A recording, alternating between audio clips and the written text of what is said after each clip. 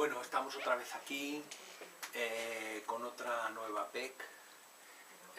En este caso es aclaratoria de lo que es el manual de asignatura, en la que vamos a hacer un pequeño resumen de lo que son los planes directores de seguridad integral. Planes directores de seguridad integral son documentos que en sí mismos no siempre son de la misma forma ni contienen los mismos apartados. Entonces, sí que son planes directores de seguridad integral porque tienen que velar por aspectos muy básicos e importantes de la seguridad de bienes y personas. Entonces, vamos a hacer como un desarrollo de lo que serían los planes de seguridad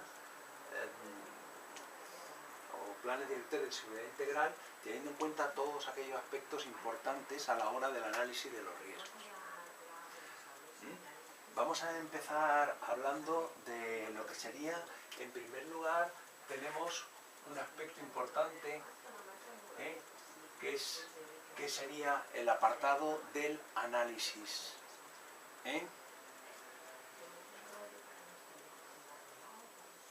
El análisis, evidentemente, ¿de qué? De los riesgos. ¿Y cómo llevamos a buen término el análisis de los riesgos?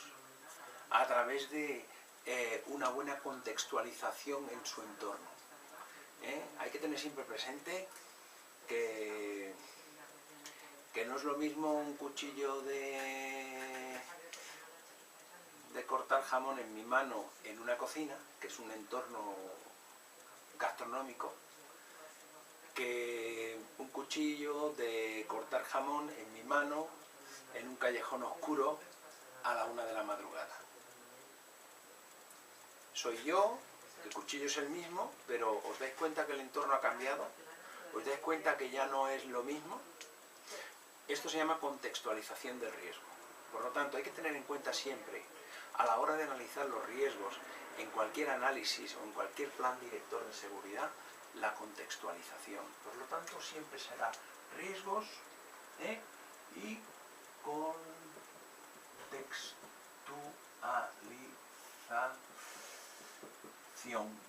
contextualización. ¿De acuerdo? Una vez tenemos claro este concepto, nuestro siguiente paso consiste en identificar los riesgos. Identificar los riesgos. Pregunta del millón, siempre me la hacéis. ¿Todos los riesgos? No. Si hiciéramos un pasito hacia atrás, hacia lo que sería la prevención de riesgos laborales, ¿se evalúan todos los riesgos que se detectan en una visita a un centro de trabajo? No.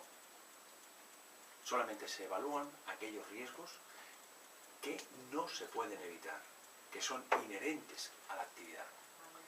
Pero todo aquello que sea temporal, espontáneo, casual, todo eso no hay que evaluarlo. Eso lo que hay que hacer es arreglarlo, ¿no? Imaginaros que estamos caminando por una pasarela y hay un trozo de la barandilla de la pasarela que no existe. ¿Vamos a tener que evaluar el riesgo de caída por la pasarela? No. Lo que vamos a decir es, hay que arreglar la pasarela. No tiene más. Entonces, riesgos. Pues, riesgos, vamos a poner que son solo los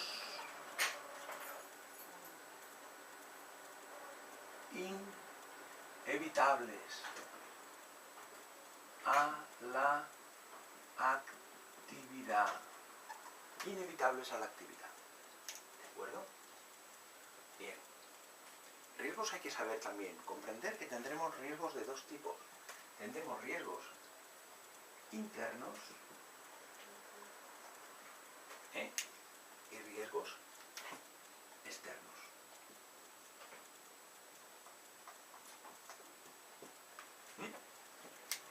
Internos y externos. Por lo tanto, tenemos que hacer elaborar un inventario de unos y los otros.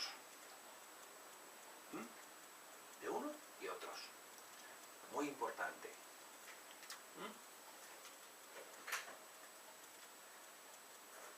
Riesgos internos serán los propios de la actividad que vamos o pretendemos llevar, junto con los existentes en el interior del espacio donde vamos a llevar a cabo nuestra actividad.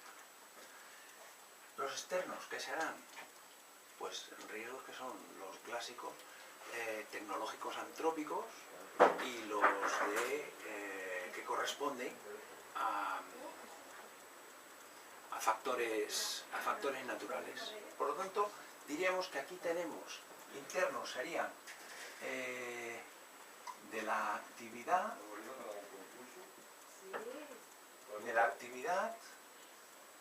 y del espacio. Y en externos tendríamos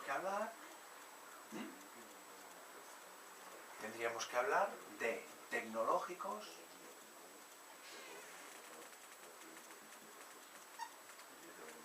naturales y sociales. ¿Qué quiero decir con esto? Bueno, con esto lo que quiero decir es que los riesgos externos que pueden generar amenazas a la actividad que pretendemos llevar a cabo pueden ser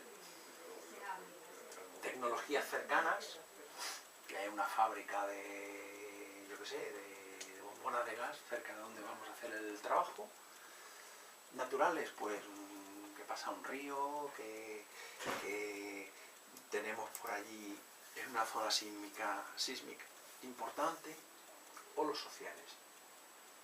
Los sociales son que la actividad se pretende llevar a cabo cerca de un barrio conflictivo, o la actividad no es muy compatible con determinados usos medioambientales y entonces hay asociaciones activistas medioambientales. Por lo tanto, ¿qué hay que tener en cuenta? Los internos, los externos.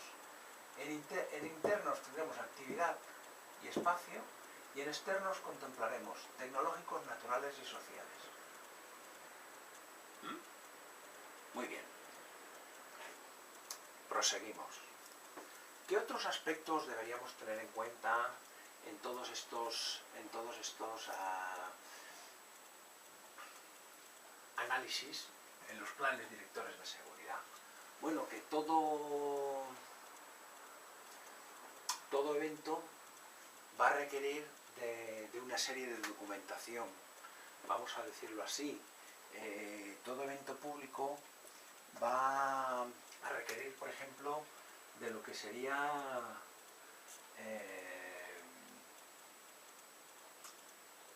a ver, no entro mucho en el detalle de decir, mirad, por hacerlo así, vamos a hacerlo así en cascada, y así de esta forma creo que va a ser más entendedor. ¿Veis? Aquí hemos hecho esto, todas estas actividades, al final lo que nos va a hacer es una planificación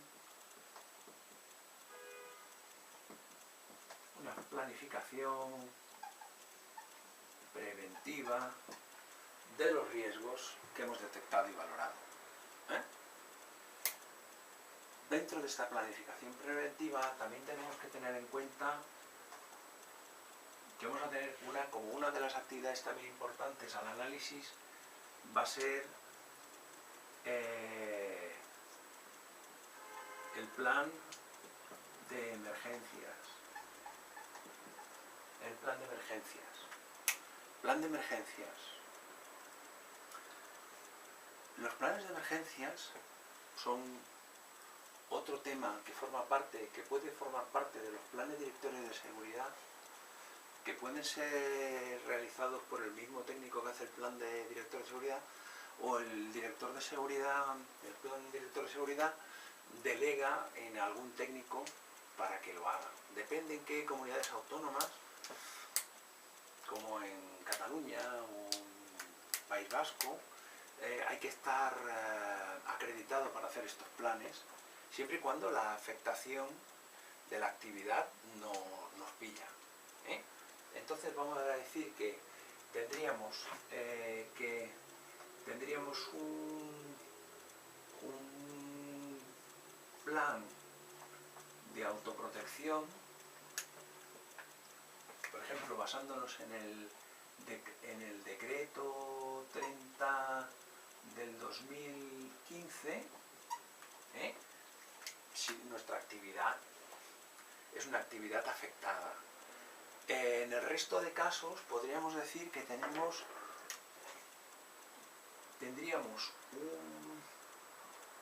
un plan de emergencias basado en el Real Decreto 393 de 2007.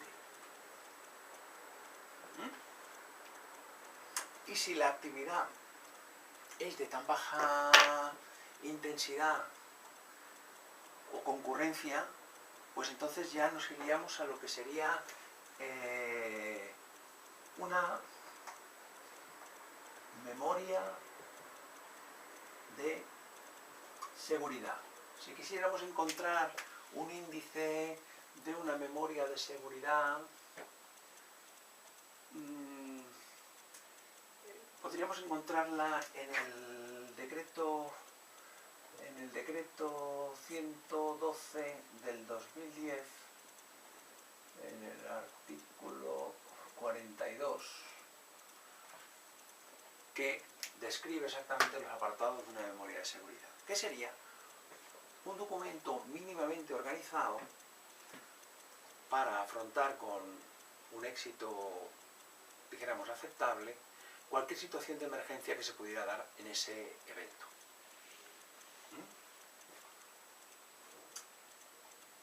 Respecto a diferencias entre unos y otros, podríamos decir que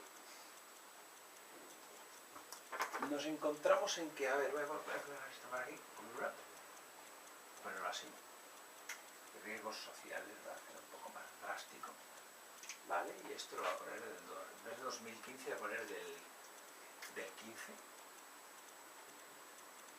¿vale? Aquí nos vamos a encontrar en que un plan de autoprotección, un PAU, está formado por voy a ver aquí, cuatro documentos más unos anexos,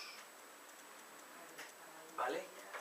Este está formado por 7 apartados más anexos,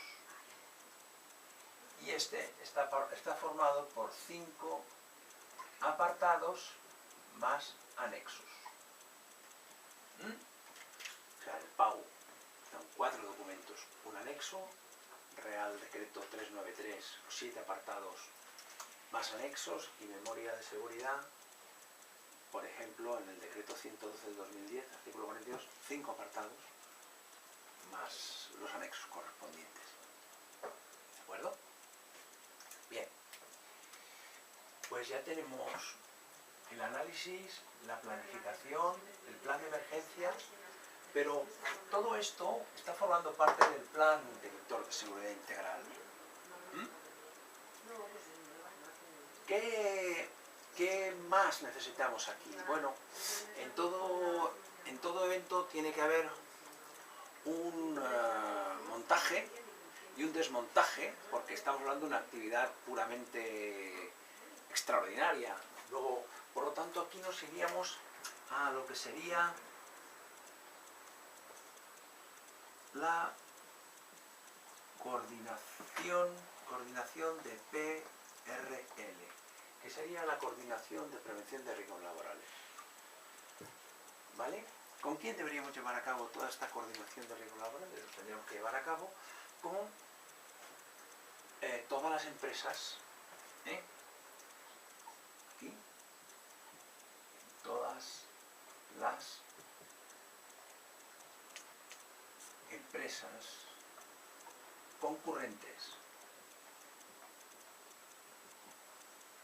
Todas las concurrentes. Esto viene regulado por el Real Decreto 171 de 2004. Vale. Y aquí lo que tendríamos es ese intercambio documental que se genera entre empresas para que a través de la figura del coordinador de seguridad y salud del evento se produzca ese intercambio documental en la que todo el mundo a través del coordinador de seguridad y salud sepa qué está haciendo el otro, de tal forma que el coordinador de seguridad y salud lo que hace de alguna forma es ver en qué interfaces interviene cada empresa para saber exactamente en qué momento puede haber un momento de conflicto, como personas que están trabajando a nivel de suelo y personas que están trabajando a nivel de trabajos en altura, y que entonces pues puede caer material al suelo y aquí abajo encontrarse personal trabajando también. Entonces ahí está la coordinación.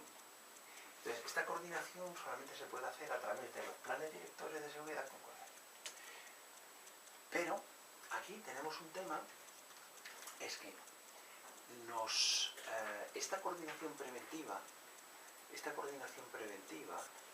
nos está llevando a que vamos a recibir mucha información de trabajadores, en los cuales vamos a tener nombres, apellidos, DNIs y infinidad de datos de carácter personal.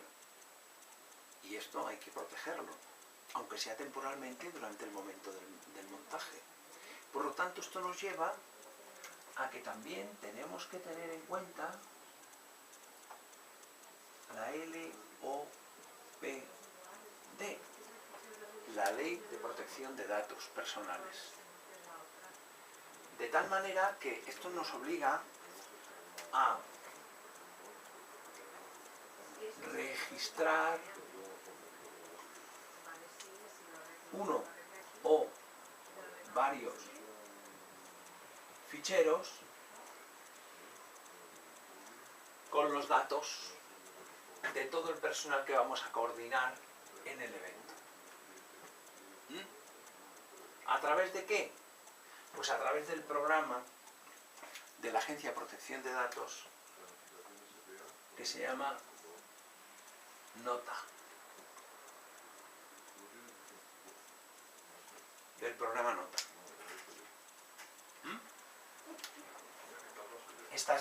Este es el, por decirlo algo, es el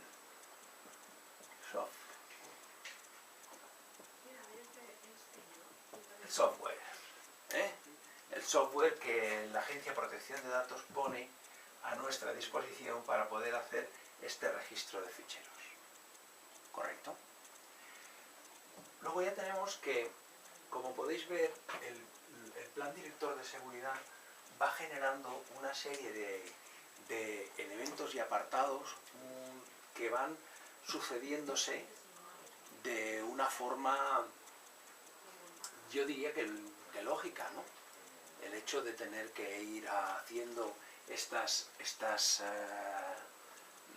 dijéramos, gestiones documentales al respecto. Entonces diríamos que tendríamos el análisis de riesgos, una planificación. Después de esta planificación, aquí lo podemos simular de una forma así fácil con flechitas, pero bueno, una vez obtenidos estos ficheros ya estamos en condiciones de tener una coordinación adecuada y con los elementos necesarios. ¿Para qué? Para cumplir con la normativa. De hecho, en el fondo, si os estáis dando cuenta, lo que nosotros estamos haciendo en toda esta gestión de ese plan director de seguridad integral, lo que estamos haciendo básicamente es convertirnos en un manager compliance del cliente. Porque en el fondo le estamos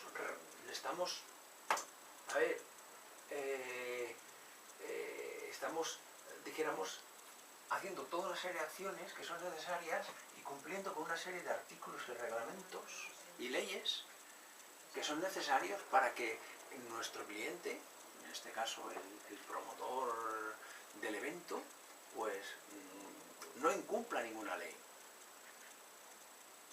Entonces, nuestro perfil es importante en el que nos debemos saber mover muy bien con todas estas normativas para poder hacer el máximo y mejor asesoramiento a nuestro cliente a fin y efecto de que, pues de que el evento se lleve adelante sin ningún problema legal. Entonces toda esta amalgama de cualidades y especificidades respecto a lo que sería el control de estos planes directorios de seguridad, pues es muy básico, es muy importante. Otro tema que también conlleva bastante problema es el tema de la figura del coordinador dentro de estos eventos y sobre todo en la prevención de riesgos, que es donde tal vez hay más temor en asumir porque se producen accidentes, se busca la responsabilidad en el coordinador. A ver, lo que tendríamos que tener muy claro es una cosa, y es que cuando dos empresas trabajan en un mismo ámbito, la empresa A y la empresa B, es fácil, muy fácil, que se genere esta zona de interferencia, en la cual estos son los riesgos de la empresa B, estos son los riesgos de la empresa A, pero resulta que A y B ahora han generado una zona en la cual ha aparecido una mezcla de riesgos de B y A, pero que nadie realmente es plenamente consciente de ellos. Entonces, ¿qué pasa?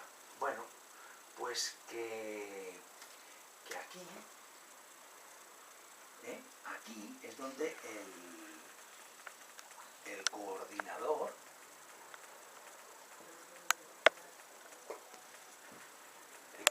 tiene su función. Aquí es donde tiene su función, porque A tiene y B tiene y tienen que tener su propio recurso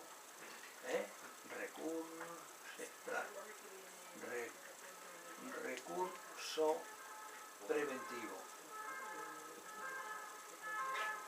¿vale?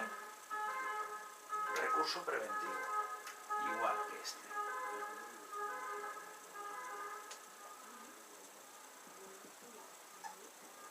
Recurso preventivo. Estas figuras no pueden faltar en ningún equipo de trabajo. Porque si estas figuras faltan en un equipo de trabajo, el responsable va a ser el coordinador. El coordinador tiene que encargarse de la zona roja, no de la zona verde ni del azul. Porque de estas zonas se encargan estos dos señores, que son los que trabajan en la empresa, los que llevan años haciendo ese trabajo y los que tienen formación. Ahí vamos. ¿Qué formación tendrán que tener? De recurso preventivo. En eventos, una formación mínima de 50 horas. Si estuviéramos hablando de una obra de la construcción, tendrían que tener una formación de 60 horas como recurso preventivo. Esto sería en obras.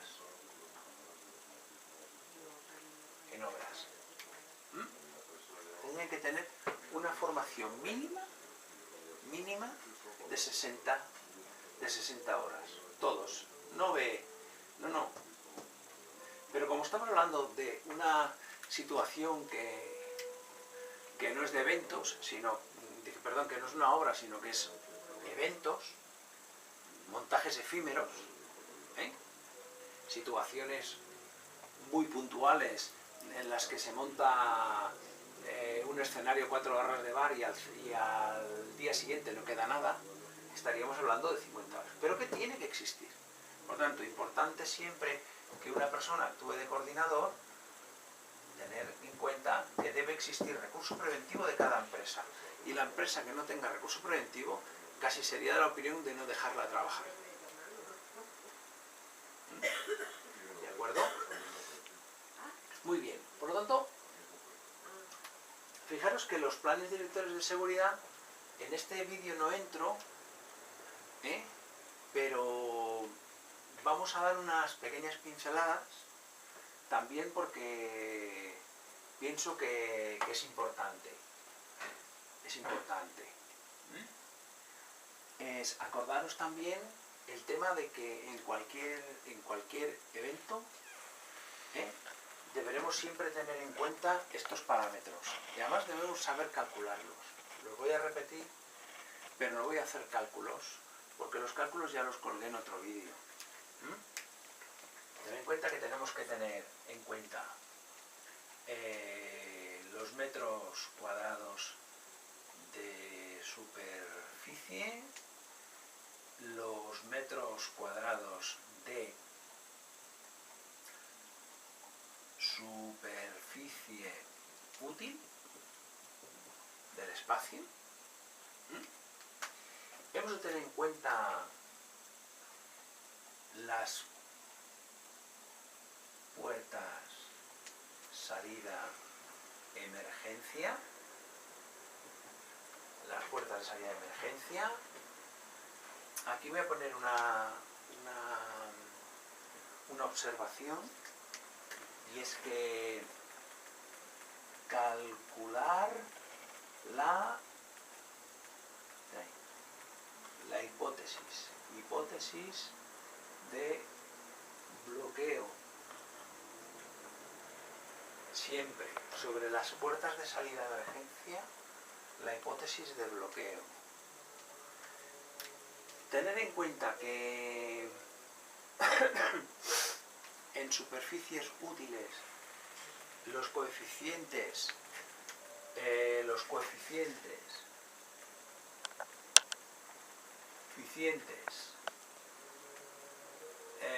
ocupación se obtienen del código técnico de la edificación en el apartado SI3. Los coeficientes de ocupación y, voy a decir más, y de evacuación. Evacuación se obtienen del código técnico de la edificación SI3. Esto hay que tenerlo en cuenta. Recordar que los coeficientes de evacuación, lo digo porque es un error común. En evacuación tenemos en interior, son 200 personas por 1 metro de salida. Y en exteriores, en espacios exteriores, quiere decir espacios sin techo, exteriores, son 600 personas por metro salida. Interior, pabellón de deportes, teatro, en fin, con techo. Exteriores, al aire libre, con un cercado. Esto, recordarlo, es muy importante. Esto es muy importante, ¿de acuerdo? ¿Y qué más? visto esto, recordar este aspecto, que ya te digo, en otro vídeo ya hicimos un cálculo completo y tal, pero lo que es importante es que tengáis en cuenta estos aspectos y sobre todo el desarrollo del plan director de seguridad, que es básico para entender cómo se gestionan todos estos eventos, o bien sean de interior o de exterior, pero es importante acordarse de estas cosas, porque si no, luego nos vamos a ir a unos derroteros que nos van a llevar a conclusiones muy equivocadas. Bueno, pues esta es la explicación sobre lo que serían planes directores de seguridad integral. ¿Quién los compone? Pueden tener tantos papeles como creamos necesarios, pero que básicamente con un análisis de riesgos internos externos, con actividad, espacio, tecnológico, natural y social, la planificación preventiva, el plan de emergencias, la coordinación preventiva, la LOPD, y luego a partir de aquí ya dentro del plan de emergencias pues ya tendríamos la memoria de seguridad y todas estas cosas calculadas. Por lo tanto, lo que tal vez haría falta como último colofón a nuestro sería el proyecto PDSI, que aglutinaría toda esta información. Pues nada, esto es todo y espero que haya sido amena la aula